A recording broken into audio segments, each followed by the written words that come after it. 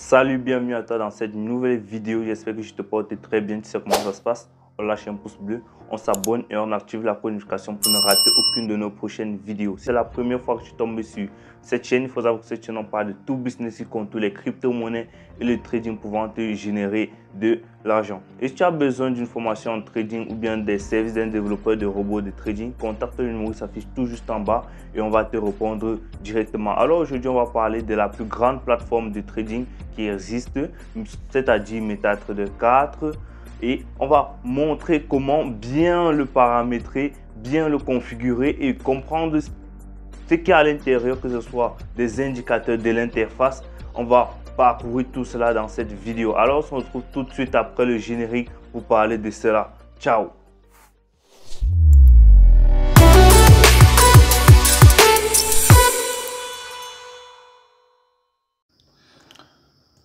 Ok, là on se retrouve sur mon écran pour que j'explique concrètement à quoi consiste MetaTrader 4, comment l'utiliser, comment bien le paramétrer et comment ouvrir les positions. Je vais tout vous expliquer avec quittant de l'interface aux indicateurs, aux robots, où se situent les robots, parce que si vous parlez des robots ça prend donc ça sera une longue vidéo.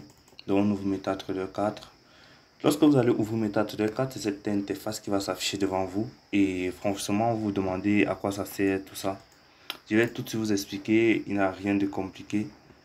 Ok, il n'y a rien, franchement, rien de compliqué là-dedans. Donc, de base, on parle de l'interface. L'interface, ici en haut, tout juste en haut, là, on a la barre de titre. Donc, c'est où se situe le titre du logiciel que vous venez d'ouvrir. Et là, on a Templar MT4 USD. Donc, c'est MT4 de Templar FX. Après, on a la barre de menu, où se situent les menus pouvant être utilisés dans le logiciel. Ici, on a fichier, ici, on a affichage, insertion, graphique, outils, fenêtre. Fichier, voilà la panoplie. Affichage, voilà à quoi ça sert. Insertion, graphique, outils, fenêtre et.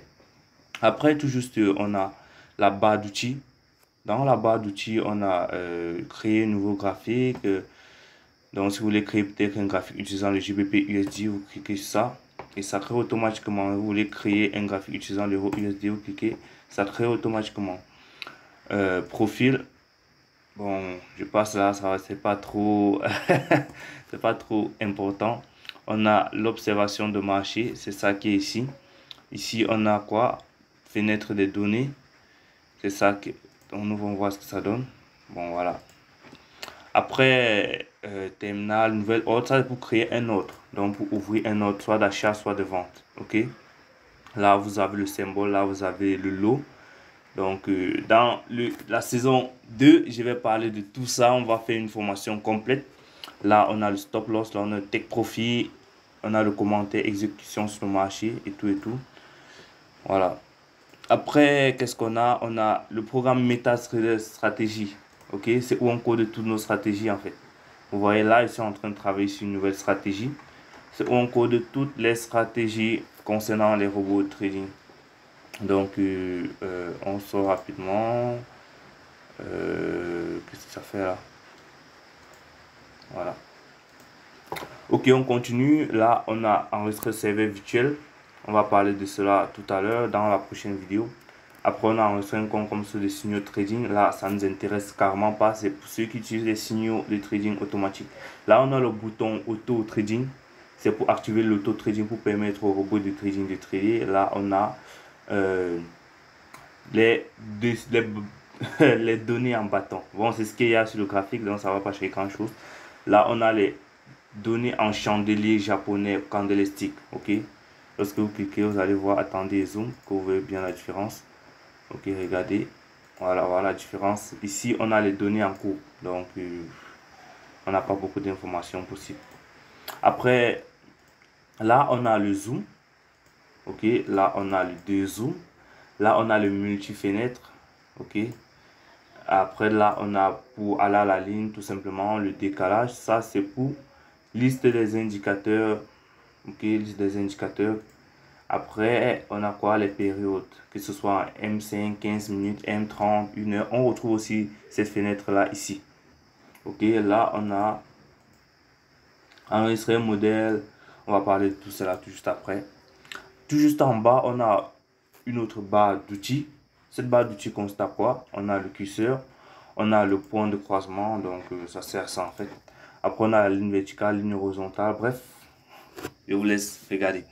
Après, tout juste reprenons l'observateur de marché. Cela permet en fait d'un coup d'œil connaître ce qui se passe sur le marché, connaître à quel prix s'échangent les actifs financiers. Là, on a le bit qui est le prix de l'offre, on a le as qui est le prix de la demande, le bit qui est le prix de l'offre, le prix auquel lorsque vous vendez, l'ordre s'ouvre à ce prix-là. L'as, c'est pour le prix d'achat.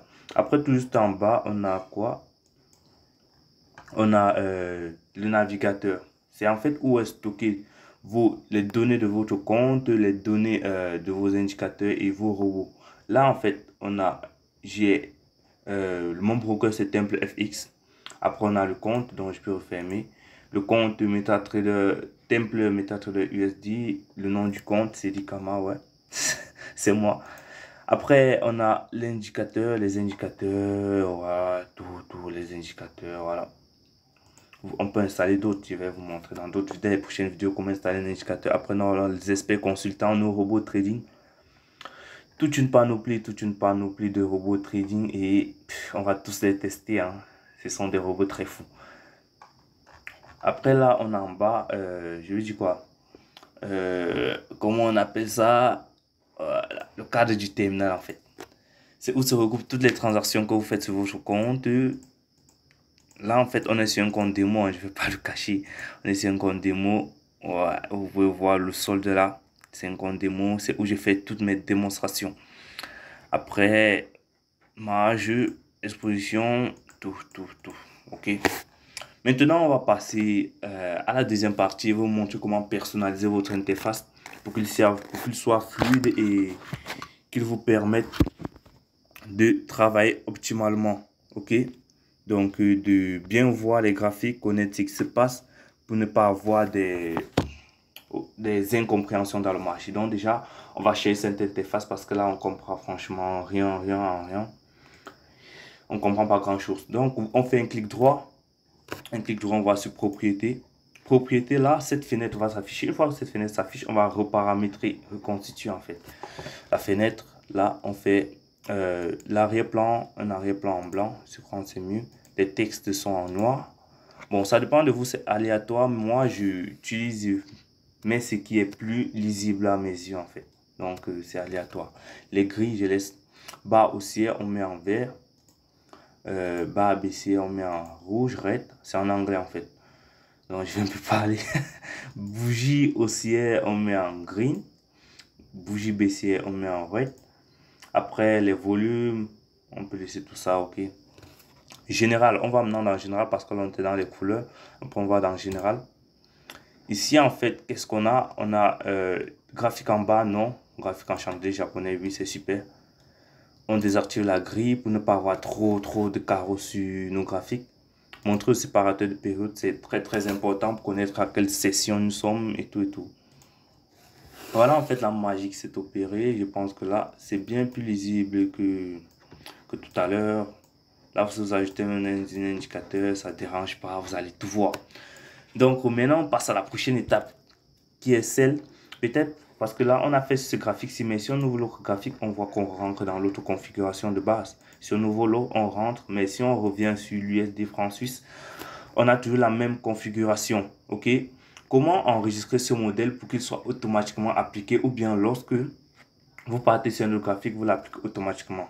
Ce que vous faites, c'est quoi? Vous faites un clic droit, vous venez dans modèle, enregistrer le modèle. Ok? Maintenant, pour enregistrer le modèle, qu'est-ce que vous faites? Vous ancrez le nom. Ok? Cédric. Vous ancrez n'importe quoi. Kama. Oui.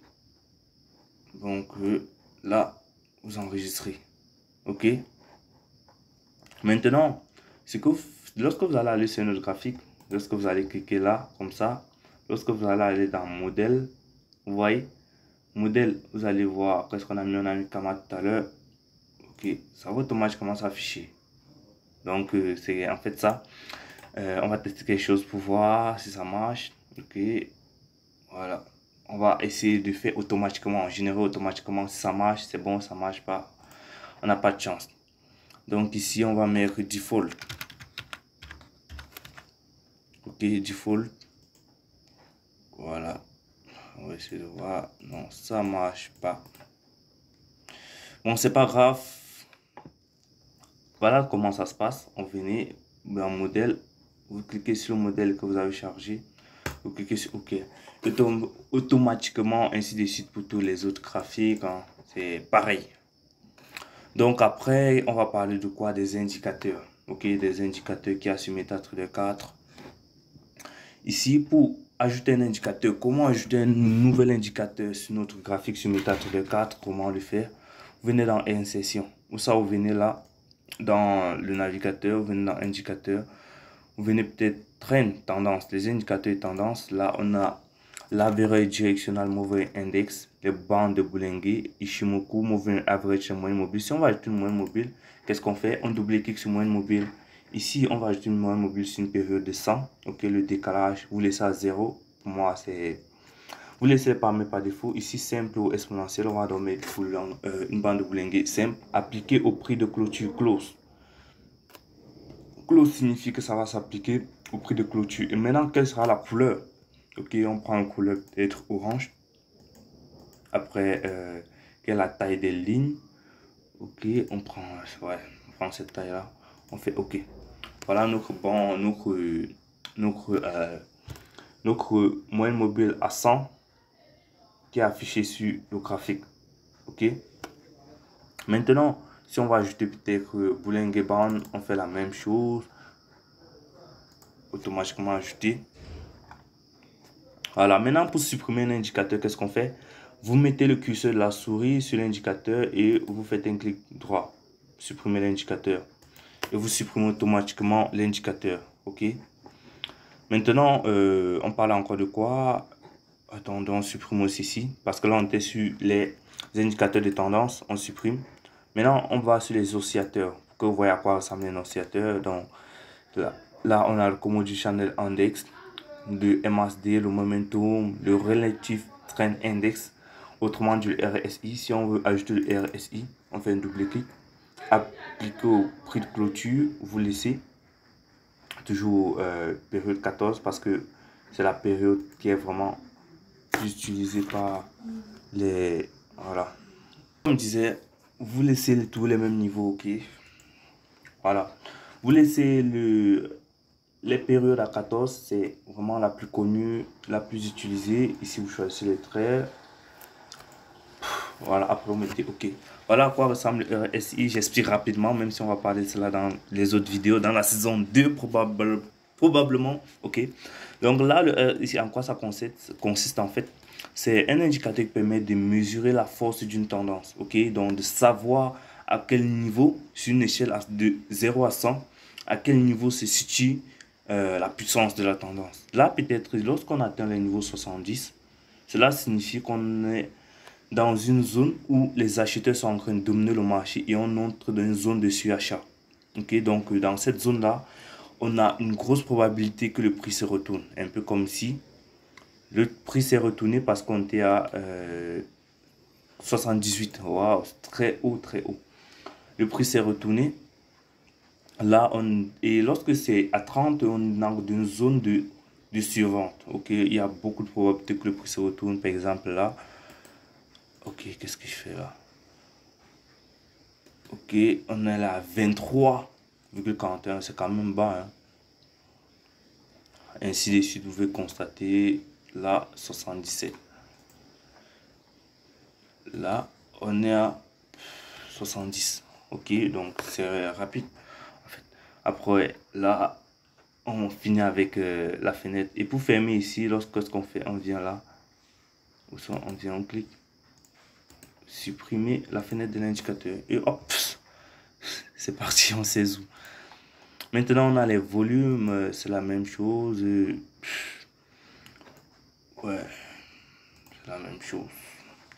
Le vert, les barres de bougie verte, les barres de volume verte signifient en fait le taux de volume qui a été changé du côté des achats. Donc, les acheteurs, voilà, le volume des acheteurs, le volume des vendeurs, ainsi de suite.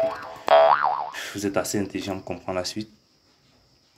Ok, surtout n'oubliez pas de vous abonner et de me poser les questions en commentaire s'il y en a.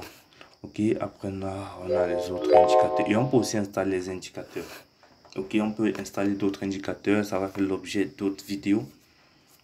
Ok, donc là on va essayer d'ouvrir un autre. Comment ouvrir un autre sur le marché? Ok, comment ouvrir un autre sur le marché? On vient à la nouvelle autre. Qu'est-ce que... Bon, il y a un point que j'ai pas parlé, même si dans cette vidéo, euh, on ne peut pas ancrer tout au fond et tout et tout.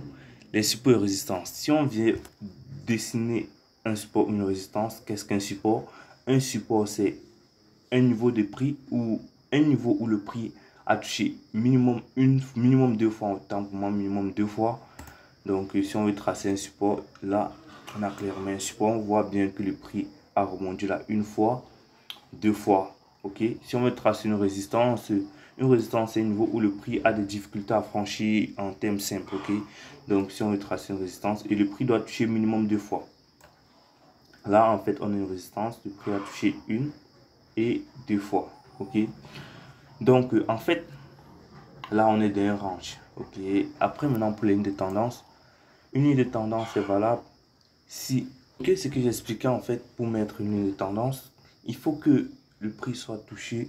Donc, ce que tu es en train de dire, c'est quoi? C'est que pour qu'une ligne de tendance soit valable, soit valide, en fait, il faut qu'elle soit touchée minimum deux fois.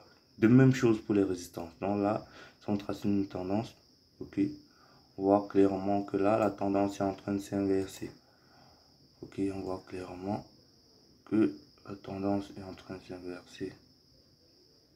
Ok, voilà, en fait, de manière simple, en fait, on va entrer plus dans les détails dans la saison 2 parce qu'ici, on va parler uniquement, on va tous orienter le sujet vers les bases de l'algorithmique, de trading algorithmique, c'est qu'il faut savoir, en fait. Ok, donc pour supprimer la même chose. Donc, je pense là qu'on a fait carrément tout le tour. Ok, on parle encore de quoi? Je vais tout expliquer. Là, on a le marché. Bon, je vais tout expliquer là.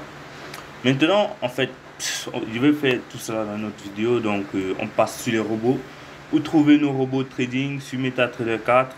C'est là. Lorsque vous allez dans Fichier, vous venez dans Ouvrir dossier de données. Vous venez dans MQL4, Expert. Vous avez tous nos robots là. Et ceci, vous pouvez aussi les retrouver ici. Ok, ici. Maintenant, comment mettre un robot de trading sur le marché, comment lancer un robot de trading sur le marché. Donc là, je vais prendre un exemple simple. Avec le robot Gecko, qui est actuellement mon robot le plus performant, ok. Donc on le déporte là.